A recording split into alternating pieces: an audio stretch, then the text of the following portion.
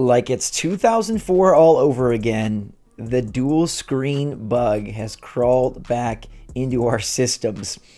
But is it actually crawling into our systems, as in our Nintendo systems, or is it just something that we can't quite escape? What's going on, everybody? It's Zach from SwitchForce. Let's talk all about this new stuff around Christopher Dring and hearing that the Switch 2 is a dual screen experience. Maybe you've seen this headline, maybe you've seen it discussed, maybe you've seen it rumored on a forum, or maybe you've just thought it yourself. I want to go over what went down, why it's not a concern of mine, and then I guess why or what you would hope would happen, and do you think dual screen gameplay even has a place in a post-Switch world? So make sure to hit that like button if you enjoy these videos. Let's discuss it up, because Christopher Dring was on a podcast with VGC, Video Games Chronicle, and they were talking about some, things they've heard around Switch 2, and he has this quote about, we've heard it's a dual screeny type product that might, whether it's actually two screens or a screen, the screen and the TV, or that sort of thing, we've heard it all. A lot of people are taking this to mean, oh my gosh, Christopher Dring, a pretty respected journalist, is saying, holy crap, the new Switch is dual screen. And that would be very, very interesting, because nobody has really done a portable two-screen thing since the DS days, right? We have the Switch, we have the Steam Deck, the ROG Ally, the Legion Go, all this stuff happens, and none of them have two screens.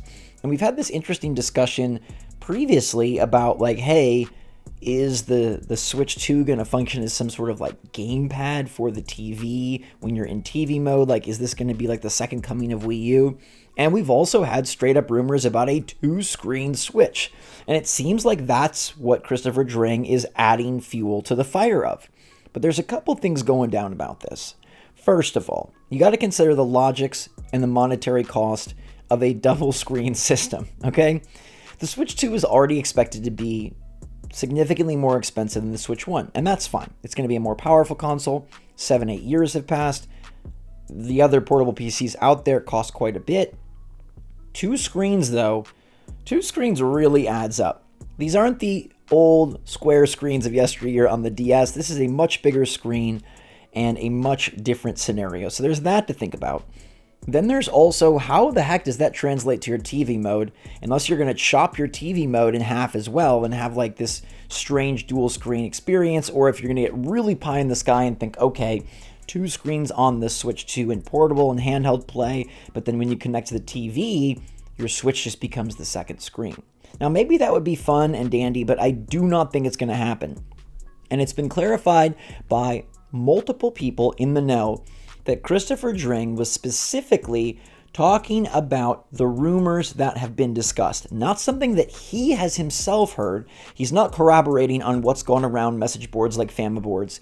He's just highlighting that this has been a rampant rumor across different places on the interwebs as we lead up to the Switch 2 reveal. So he's not in any way saying that he's heard it's a dual screen experience.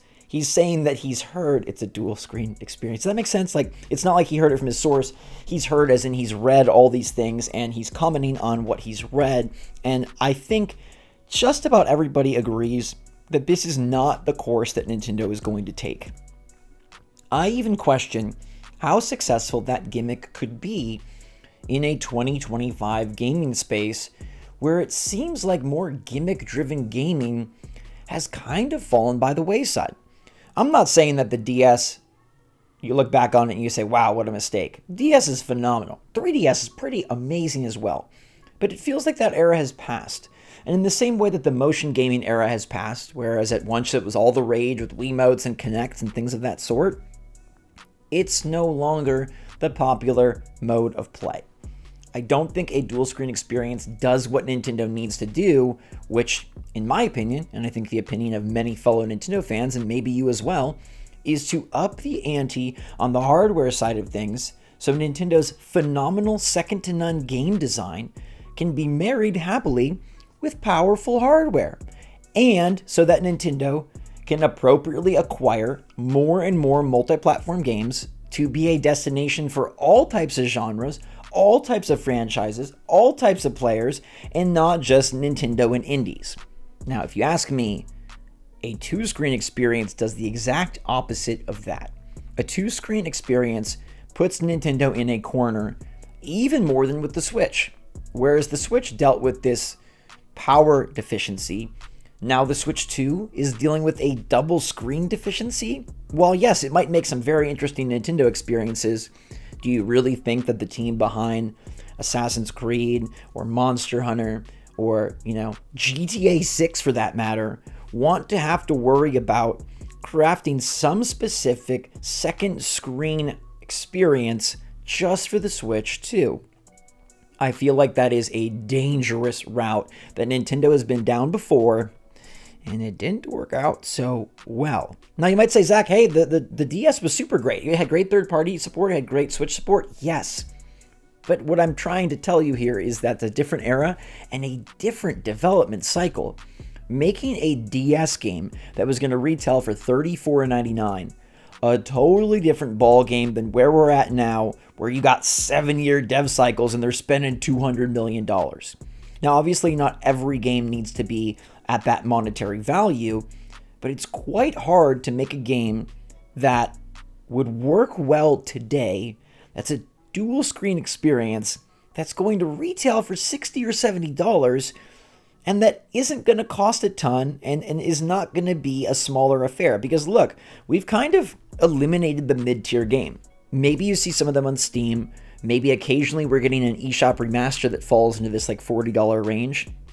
But for the most part, the idea of like what a $35 game would be is gone. That becomes an eShop small project, and honestly, that's considered like indie at this point. Whether it's actually indie or just a small team on a short cycle, that's up to you. But that kind of game experience is sort of gone. The major players are not making these mid-tier experiences, and Nintendo has tried to merge their console and their portable to create a scenario where they are no longer charging you $35 for something that they feel they could charge you $60 or $70 for. Kind of part of the whole genius ploy from Nintendo's end on Nintendo Switch is, yes, you get more development focused in one place. Yes, you get more regular first-party releases, but also, yes, you get to charge the consumers full price for everything you make. Whereas Luigi's Mansion 2 was a 3DS game, Luigi's Mansion 3 is a Switch game. But so is 3D Mario, but so is 2D Mario, but so is 2D Kirby. Do you know what I'm saying? The idea was to merge everything together to make bigger, bolder experiences, and I feel like Nintendo, in their current state, while the Switch and the Joy-Con could be considered gimmicky in their own right, I think it's evolved to be more than that. In fact, I'd argue that the gimmicky parts of Nintendo Switch are the parts that cause the most frustration and possibly could be labeled as failure. How much do you love 1-2 Switch, or everybody's 1-2 Switch? How often do you use the IR sensors on your Joy-Con? How frustrated were you when your Joy-Con started to drift? What is the best part of Switch? That you can take full-blown Nintendo experiences portably, and that those Nintendo experiences are better than they've ever been. I don't know that a dual screen experience does anything to enhance games more than feel like it's just an afterthought.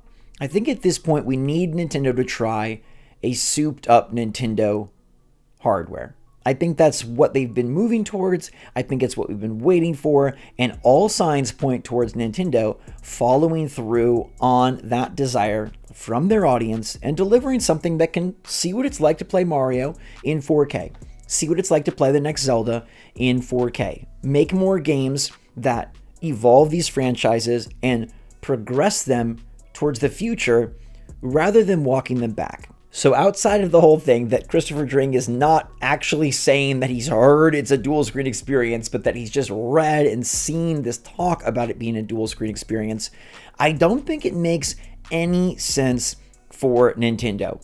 Now, sort of the wombo combo theory I've heard is, what if maybe Nintendo offers a attachable second screen, and that's where that Nintendo Switch attach name rumor came from. If you recall, YouTube had this survey where it was like, what console are you most excited for? And one of them was Nintendo Switch Attach, which people just assumed was a placeholder and not something accidentally leaked by YouTube. But I've seen it pop back up again to be like, oh, what if it's Switch Attach? Because it's a separate screen that you can attach for like this extra game mode. And again, I just feel like that sort of thing does not work in a 2025 where you're competing against the PlayStation 5 or you're competing against, I guess, Xbox. You're honestly even competing against the Switch 1. And people's main complaint about the Switch 1 has nothing to do with more finicky bits, more accessories, more attachments, complicating the experience. All it really has to do with is, we love what you got, give us the same thing, but with more power so we can play everything. I feel like that is the desire for most players, and Nintendo seems to have their finger on the pulse of the gaming audience. More so, I'd say, than Sony or Microsoft right now. I don't think they would get goofy, and I personally don't think Furukawa is the type of head honcho to go down this route. Now, maybe it's a less creative route for Nintendo, but I feel like they've put their creativity into their game design rather than their hardware design, and I think sometimes Nintendo's creativity got the best of them, and their hardware was not able to support their games. Whether that's in a power sense, whether that's in a longevity sense, whether that's in a success sense, sometimes Nintendo kind of like accidentally shot themselves in the foot by getting too gimmicky and too goofy. You want to have gimmicks in your games?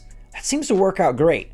The Wonder Seeds in Mario Wonder? Fantastic idea. The ability to craft whatever you want in Legend of Zelda Tears of the Kingdom? Awesome move. They have found ways to integrate this creativity, these quote gimmicks, and their desire to make people smile in new and exciting ways within their games without sacrificing the hardware to do so. And I can't see Nintendo starting here. As cool as it sounds to have like this Voltron Nintendo Switch 2 where you can attach a second screen, connect it to your TV, beam the game, like all of that just takes away from the simplicity that made Switch 1 so successful. And at this point in time, Nintendo will follow in the path of what has put them where they are today as the richest company in Japan. They're not going to about face all of a sudden. Save that for next generation. Save that for 2 generations. Maybe save it for never. But if Nintendo's in a tough spot, that's when I'd say, hey, maybe they're going to try something weird again. I do not think we see a second screen. I think the only thing we could possibly see is some instance where some games do have like something happen on your Switch while you're playing on your TV.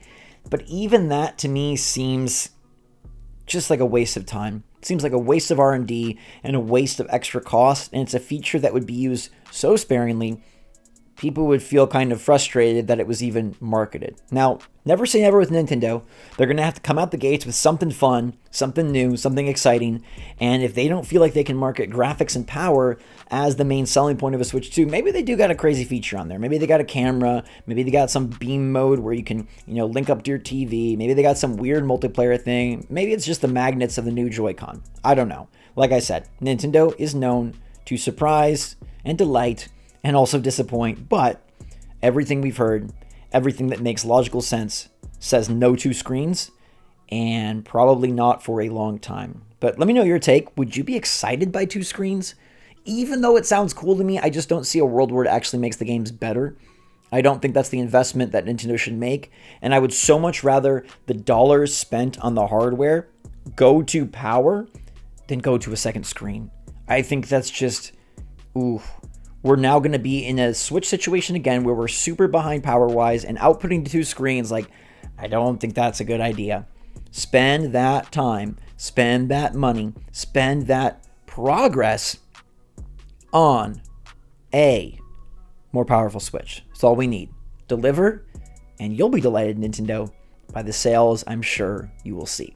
Thanks so much for watching, everybody. Hit that like button if you enjoyed the video. And until next time, stay safe, stay healthy, stay happy, stay positive out there. Love you lots. SwitchForce out.